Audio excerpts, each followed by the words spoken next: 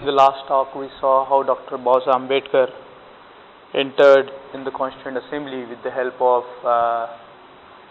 his party members in Bengal, and how the Indian Constituent Assembly was constituted by electing the members of the Constituent Assembly from the electorate college, which was formed by the provincial legislative assemblies.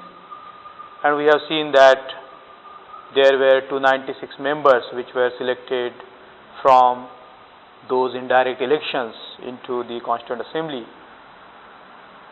And according to the Cabinet Mission Plan, the first meeting of the Constituent Assembly was to take place on 9th December 1946. And Dr. Ambedkar entered in the Constituent Assembly as a member in his own right. But the majority of the members in the Constituent Assembly were from the Congress party. So one can say that the Congress party dominated the Constituent Assembly because they had majority of the members. And on 13th December, Jawaharlal Nehru, who was the first Prime Minister of India when the interim government was formed, before the formal independence of India, the process already began. The process of transfer of power, it already began, and he moved a resolution titled as Aims and Objects of the Constituent Assembly. And that resolution had 8 points, and I am not going to enter into those 8 points because that's not our purpose. But we are going to keep that resolution at the back of our mind so that we can understand from which position Dr. Ambedkar was coming forth. Not only that, but also bear in mind that Muslim League boycotted the Constituent Assembly, and they did not accord with the plan of Cabinet Mission of having one united Constituent Assembly, because that time the partition of India was not declared. It was declared later next year. So we are talking about the United Constituent Assembly, wherein all the political parties, all the interest groups are supposed to represent themselves. And when Pandit Nehru made a resolution, Yamar Jaikar, after the resolution was tabled, Yamar Jaikar said and declared in the Constituent Assembly that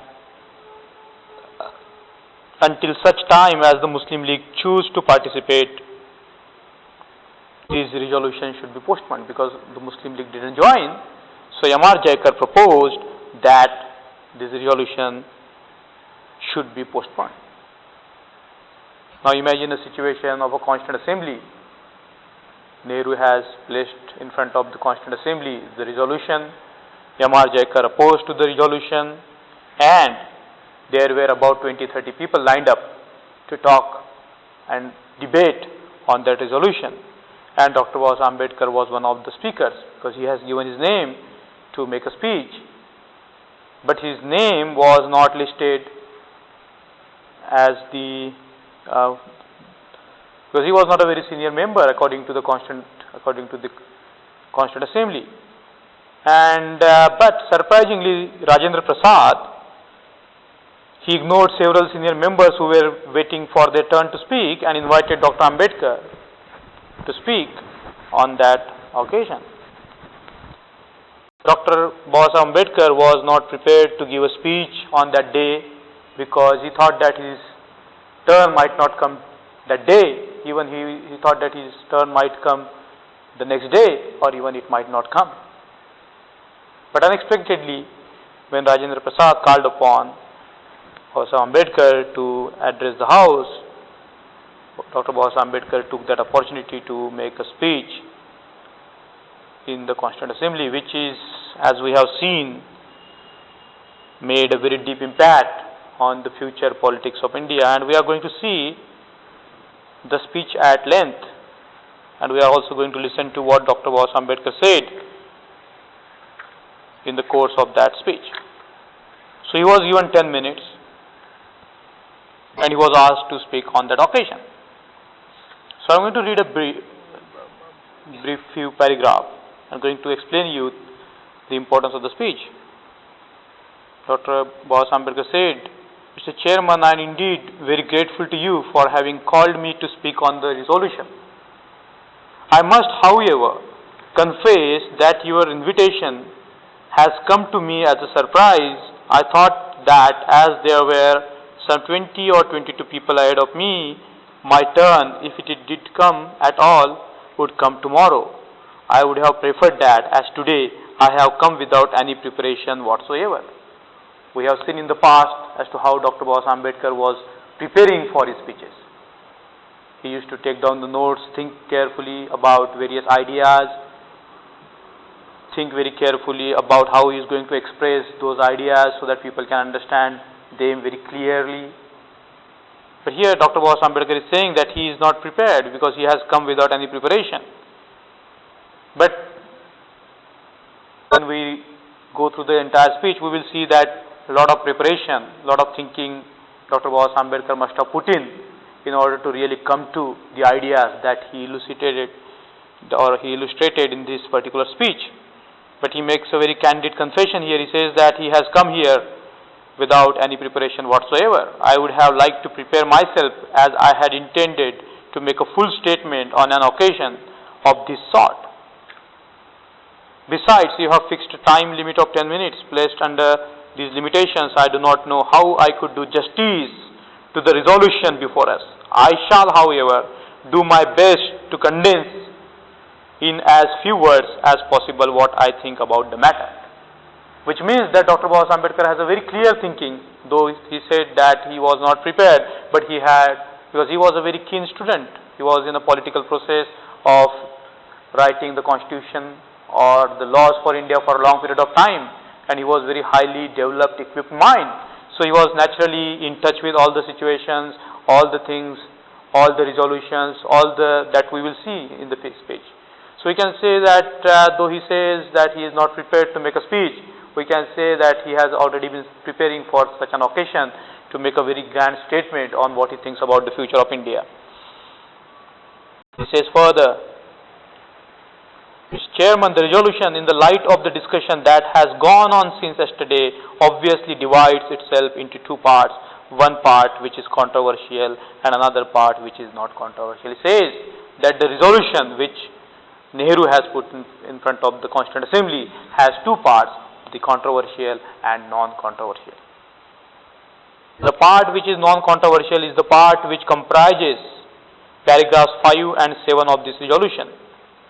So these paragraphs 5 and 7, I will read it briefly because it's just a half-page note which was tabled in front of the Constituent Assembly. So the paragraph 5 says, "Wherein shall be guaranteed and secured to all the people of India justice, social, economic and political, equality of status, of opportunity and before the law, freedom of thought, expression, belief, faith, worship, vocation, association and action subject to law and public morality." And the seventh point was, "Wherein shall be maintained the integrity of the territory of the Republic and its sovereign rights on land, sea and air, according to justice and the law of civilized nations." So these are 2 points of the resolution 5-7. So he says that these paragraphs, they set out the objectives of the future constitution of this country. Dr. Ambedkar says that these 2 paragraphs, they set out the future objectives of the constitution. "I must confess that coming as the resolution does from Pandit Jawaharlal Nehru, who is reputed to be a socialist, this resolution, although non-controversial, is to my mind very disappointing." He says that this resolution is very disappointing. "I should have expected him to go much further than he has done in that part of the resolution. As a student of history, I should have preferred this part of the resolution not being embodied in it at all." He says there was no need to embody this sort of things in the resolution. He says, When one reads that part of the resolution, it reminds one of the Declaration of the Rights of Man, which was pronounced by the French Constituent Assembly. I think I am right in suggesting that after the lapse of practically 450 years, the Declaration of the Rights of Man and the principles which are embodied in it have become part and parcel of our mental makeup. I say they have become not only part and parcel of the mental makeup of modern man in every civilized part of the world, but also in our own country, which is so orthodox, so archaic in its thought and its social structure that hardly anyone can be found to deny its validity. To repeat it now as the resolution is to say the least pure pedantry. These principles have become the salient, immaculate premise of our outlook. It is therefore unnecessary to proclaim them as forming a part of our creed. So he says that this sort of issues like justice and all, they are already in the rhetoric, political rhetoric of since the French Revolution. And he says that considerable time has passed when that declaration was made about the right of man. When we look at the political history of France and America and the Western democracies, we can see very clearly that these sort of ideas and values are very clearly addressed.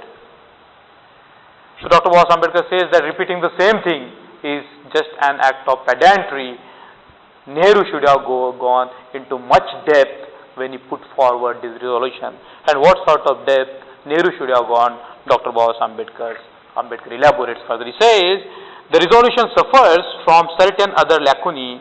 I find that this part of the resolution, although it enunciates certain rights, does not speak of remedies. He says that the resolution speaks of the rights, but it doesn't speak of remedies. All of us are aware of the fact that rights are nothing unless remedies are provided whereby people can seek to obtain redress when rights are invaded.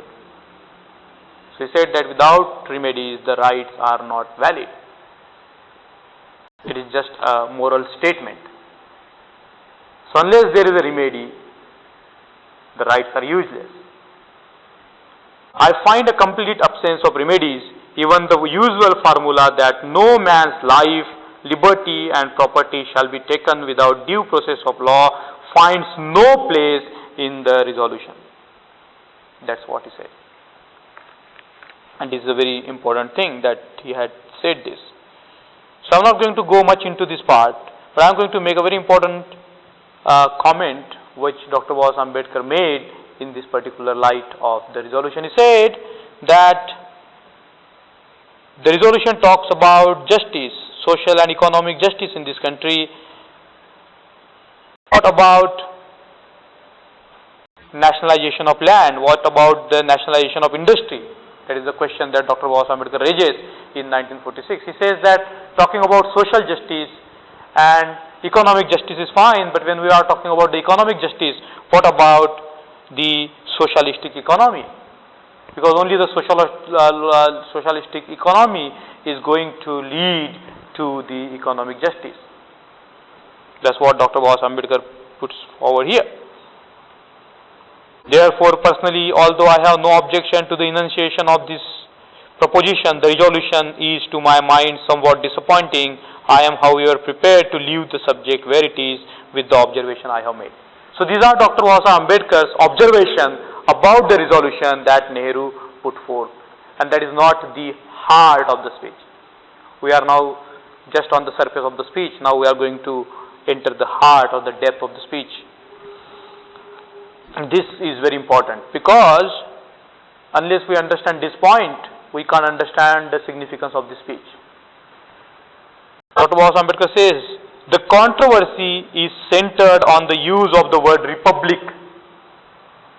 There is a word republic in the resolution.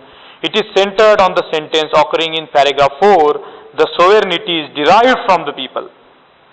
Thereby it arises from the point made by my friend Dr. Jaikar yesterday that in the absence of the Muslim League, it would not be proper for this assembly to proceed to deal with this resolution. Now, sir, I have got not the slightest doubt in my mind as to the future evolution and the ultimate shape of the social, political and economic structure of this great country. He says, I have no doubt about the future of this country. I know that today we are divided politically, socially and economically. We are a group of warring camps, and I may go even to the extent of confessing that I am probably one of the leaders of such a camp. But sir, with all this, I am quite convinced that given time and circumstances, nothing in the world can stop this country from becoming one. And there is a huge uproar and applause when Dr. Ambedkar says that. The Constituent Assembly is shaken by this statement. With all our castes and creeds, I have not the slightest hesitation that we shall in some form be a united people. And there is a loud cheer in the Constituent Assembly. Then he says, I have no hesitation in saying that notwithstanding the agitation of the Muslim League for the partition of India, someday enough light would be drawn upon the Muslims themselves, and they too will begin to think that a united India is better even for them. And how he elaborates the concept of republic that we are going to see. So in the first few paragraphs, he has talked about his general observations about the resolution. He said that the resolution is inadequate because it is just a moral statement. It doesn't talk about any remedies.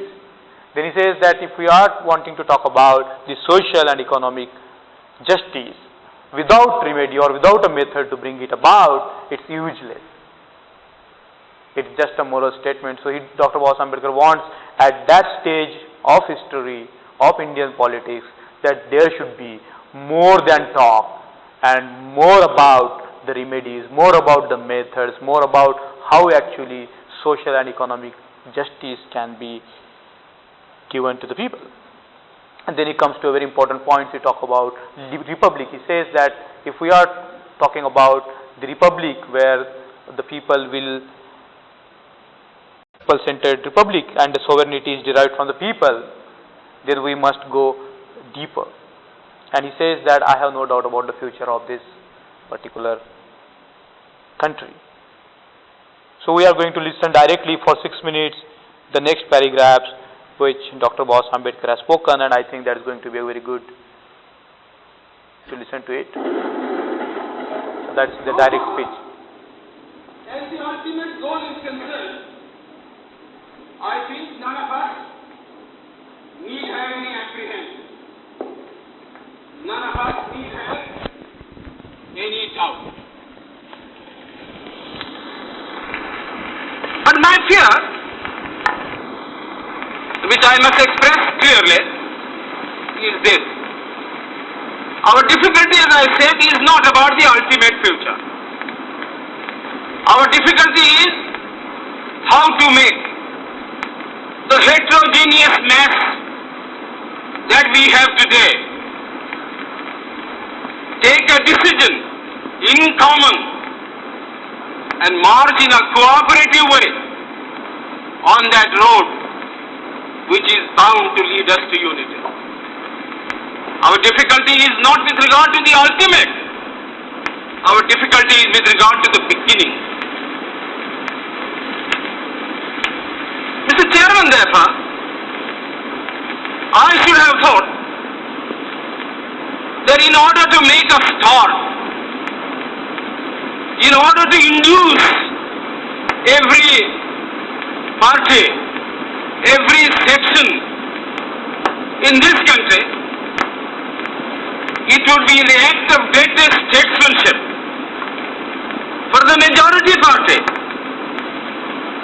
even to make a concession to the prejudices of people who are not prepared to march together.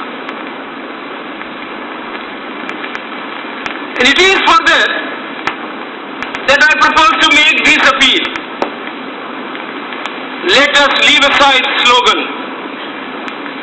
Let us leave aside words which frighten people. Let us even make concession to the prejudices of our opponents.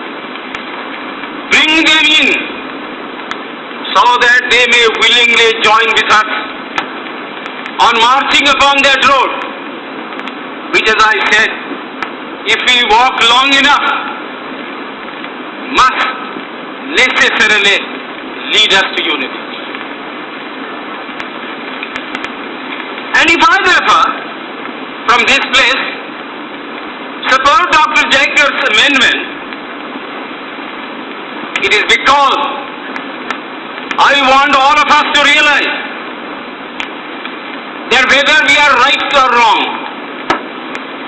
whether the position that we take is consonance with our legal rights, whether that accords with the statement of May 16th or December 16th, leave all that aside.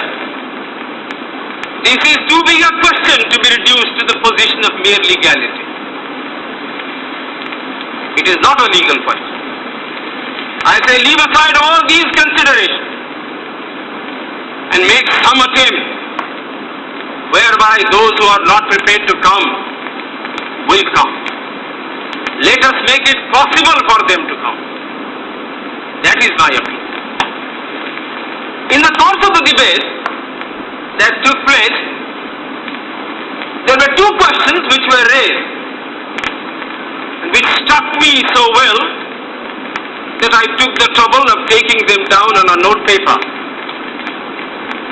The one question was, it was asked, I think, by my friend, the Prime Minister of Bihar, who spoke yesterday in this assembly. He said, how can this resolution prevent the League from coming into the Constituent Assembly?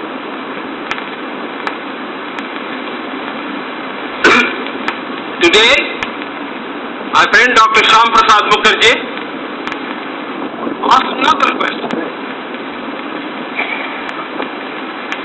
Is this resolution inconsistent with the cabinet mission's proposal?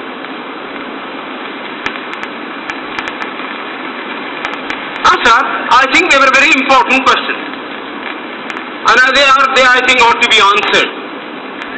They're answered categorically. I do maintain that this resolution, whether it is intended to bring about the result or not, whether it is a result of cold calculation or whether it is a mere matter of accident, is bound to have the result of keeping the Muslim League out. And I will substantiate what I said.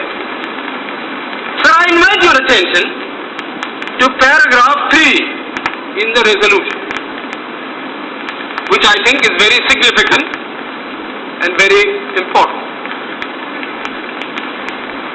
Paragraph 3 envisages the future constitution of India. I do not know what is the intention of the mover of the resolution, but I take it that it is a sort of, after this resolution is passed, it will act as a sort of a directive to the Constituent Assembly to frame the Constitution in terms of paragraph 3 of the resolution. What does paragraph 3 speak of? Paragraph 3 says that in this country there shall be two different sets of policy. One at the bottom, the autonomous provinces or the states, or such other areas as care to join the United India. These autonomous units will have full power. They will have also residuary power. At the top and over the provincial units, there will be a youth. This part is very significant to understand, because as I said that this forms a very heart of the argument that Dr. Ambedkar is making here, So according to the scheme which was put forward by Nehru, the objective 3, which I am going to read, is very significant, and pay attention to the words. Wherein the said territories, whether with their present boundaries or with such others as may be determined by the Constituent Assembly, and thereafter according to the law of the Constitution, shall possess and retain the status of autonomous units. Mark the word, autonomous units. Together with residuary powers, and exercise all powers and functions of government and administration, save and except such powers and functions as are vested in or assigned to the Union, so as are inherent or applied in the Union or resulting therefrom. Here when Dr. Ambedkar is talking about the Republic, and the resolution is talking about the residual power to be left with the autonomous unit. Now you must understand this concept of the residual power. So according to this scheme, the grouping of the states or the autonomous unit will be there, and they will have autonomy. Then there will be the union, the central government, which will not be very powerful, and there will be some intermediate structure. This scheme, Dr. Ambedkar finds very, very detrimental to the future of the country. He says that this scheme is not about the scheme of the Republic. And he says that in order to really arrive at some kind of consensus, the matter should not be entirely treated as a legal matter. So he says that treating it as a legal matter, he says that it's not a question of legal matter at all. He says that we should leave aside all legal considerations and make some attempts whereby those who are not prepared to come will come, and let us make it possible for them to come. That is my appeal. So actually this is an appeal. So Dr. Ambedkar is not just responding to the resolution, but he is taking an occasion, an opportunity to make appeal to not consider the matter just in the legal terms, not at all in the legal terms, but he broadens the whole terms of the Constitution. He says that if we accept the part 3 of the resolution, which will lead to keeping Muslim League out of the whole process. He says that structure is going to be like this. What does paragraph 3 say? Paragraph 3 says that in this country there shall be 2 different sets of polity. One at the bottom, autonomous provinces or the states or such other areas as care to join a united India. These autonomous units will have full power. They will also have residuary power. At the top over the provincial units, there will be a union government having certain subjects for legislation, for execution, for administration. As I read this part of the resolution, I do not find any reference to the idea of grouping an intermediate structure between the union on one hand and the provinces on the other. Reading this paragraph in the light of the cabinet mission statement, or reading it even in the light of the resolution passed by the Congress as its Varda session, I must confess that I am a great deal surprised at the absence of any reference to the idea of grouping of the provinces. So far as I am personally concerned, Dr. Ambedkar says, I do not like the idea of grouping. I like a strong united center. He says that I am not for this scheme. I want a strong united center because he realizes that India is not a homogeneous country. There are many interests, and if you choose the autonomous units, their interest, if you let them have the residuary power, then it's going to create a big mess. Therefore, when the future constitution was drafted in India, the residual power came to the Union. came to the center. Dr. Baba Ambedkar says that he is for the strong center, much stronger than the center we had created under the Government of India Act of 1935. And then Dr. Baba Ambedkar enters into the question of how the strong center was created for 150 years. There was a strong center government which governed the entire country and which was responsible for a very efficient functioning of the administration. His position about the center, the strong center, he wants a very strong center. He doesn't want any residual power to the autonomous units. So for example, if you look at the things from the present point of view, he is proposing that Maharashtra or Bihar should not have residual power, and they don't have the residual power when the new constitution came in.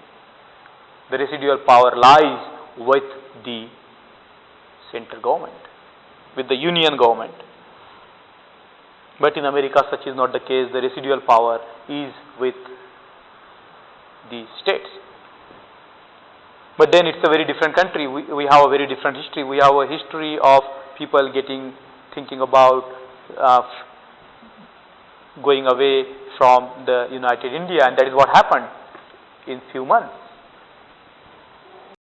So he asked a question, why did not mover of this resolution make reference to the idea of a union of provinces or grouping of provinces on the term on which he and his party were prepared to accept it?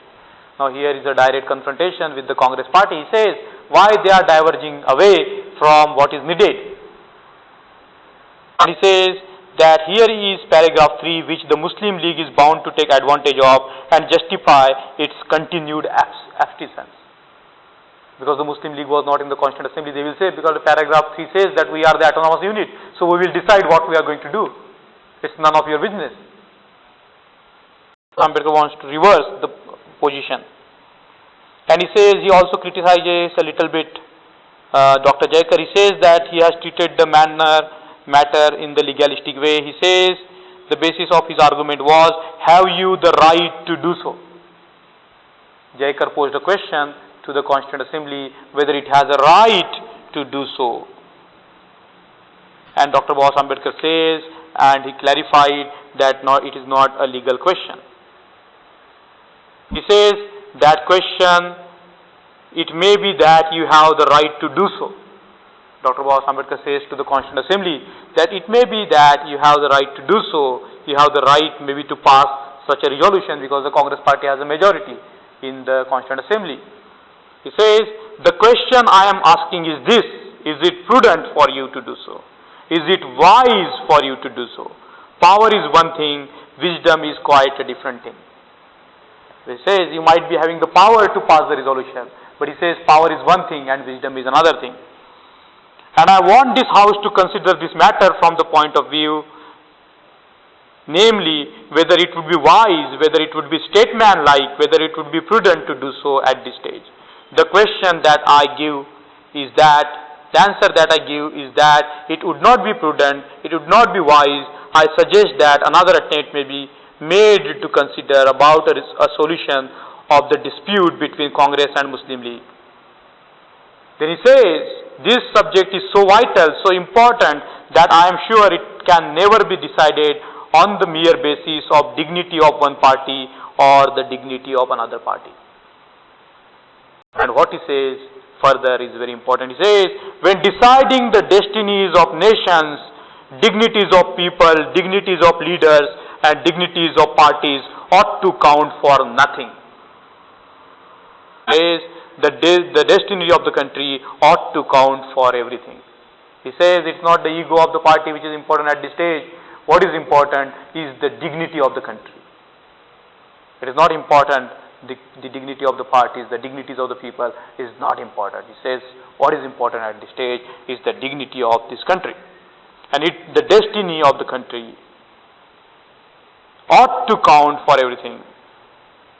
It is because I feel that it would be in the interest not only of this Constituent Assembly so that it may function as one whole, but that it may have the reaction of the Muslim League before it proceeds to decide that I support Dr. Jaikar's amendment. We must also consider what is going to happen with regard to the future if we act precipitately. It says I do not know the plan of Congress party, because the Congress party is in the majority in the Constituent Assembly, which hold this house in its possession. The Constituent Assembly is in the possession of Congress party. He says very boldly, which holds this house in its possession. I don't know what is in the mind of the Congress party. I have no power of divination to know what its leaders are thinking about. He says, I am not a divine person, so I don't know what's in the minds of the Congress party people. What are their tactics? What is their strategy? I do not know. But applying my mind as an outsider to the issue that has arisen, it seems to me there are only three ways by which the future will be decided. A very pragmatic thinker. He thinks very carefully. He put forth various solutions in front of the people. He analyzes the problem very critically, and he sees the things very clearly. Because he can see the things very clearly, he can talk about the solution. He says, I do not know what is happening in the minds of the Congress party, what is their strategy, what is their tactics. But I know that there are only three ways by which the future will be decided. One, there shall have to be surrender by one party to the wishes of the other party. That is one thing that can happen, one way. The other way would be what I call a negotiated peace. He says that there can be a peace which can be negotiated. And the third way would be open war. So there are only three ways to determine the future. He says there is one party accept other party's domination, or there can be a negotiated peace, and the third is the open war, he says. Sir, I have been hearing from certain members of the Constituent Assembly that they are prepared to go to war. I must confess that I am appalled at the idea that anybody in this country should think of solving the political problem of this country by the method of war. And he says that if Congress party wants to launch or have a war with the British, it will not be the war against the British only, but it is going to be also war with the Muslims. And he says that this is going to be a very complicated war. And he thinks that that's not a good idea. Then he says, I cannot see how this contemplated war will be of the sort different from what I fear it will be. Sir, I'd like to read out to the House a passage from Burke's great speech on conciliation with America. I believe this may have some effect upon the temper of this House. The British people, as you know, were trying to conquer the rebellious colonies of the United States and bring them under their subjection contrary to their wishes. In repelling this idea of conquering the colonies, this is what Burke said. First, sir, permit me to observe that the use of force alone is but temporary. It may subdue for a moment, but it does not remove the necessity of subduing again. And a nation is not governed which is perpetually to be conquered. If there is an ongoing war in the country, it cannot be governed. That's what we see in Pakistan, that's what we see in our neighboring countries. The statement is true even today. My next objection is its uncertainty. Terror is not always the effect of force, and armament is not a victory. If you do not succeed, you are without resource for conciliation failing. If you don't succeed in war, the possibilities of the conciliation are gone. Force remains, but force failing, no further hope for reconciliation is left. Power and authority are sometimes brought by kindness, but they can never be begged as alms by an impoverished and defeated violence. A further objection to force is that you impair the object by your very endeavors to preserve it. The thing you fought for is not the thing which you recover, but depreciated, sunk, wasted, and consumed in the contest. The thing you fought for is not the thing which you recover, but depreciated, sunk, wasted, and consumed in the contest. So he says that the idea of the war is not good, it's a bad idea. It's not going to lead us anywhere. So he is not taking more time now. He ends his speech. Let us prove by our conduct that if this assembly has arrogated to its sovereign powers, it is prepared to exercise them with wisdom. That is the only way by which we can carry with us all the sections of the country. There is no other way that can lead us to unity. Let us have no doubt on that point. So this is a very important speech where Dr. Baba Ambedkar has tried to position the future of this country. As we have seen that people had very conflicting views about what is going to be the future of this country, and there were many confused sort of views. For example, this resolution which was put forth by Nehru had so many lacunae, and Dr. Baba Ambedkar brought forth those kind of things. But for him it was very important to have a republic in which there will be a strong center, and there was no idea of strong center in this resolution. Though Dr. Baba Ambedkar said that he had not prepared for this speech, but we can very clearly see the thinking that he had developed for this country, how this country was to be united and what was going to make it united.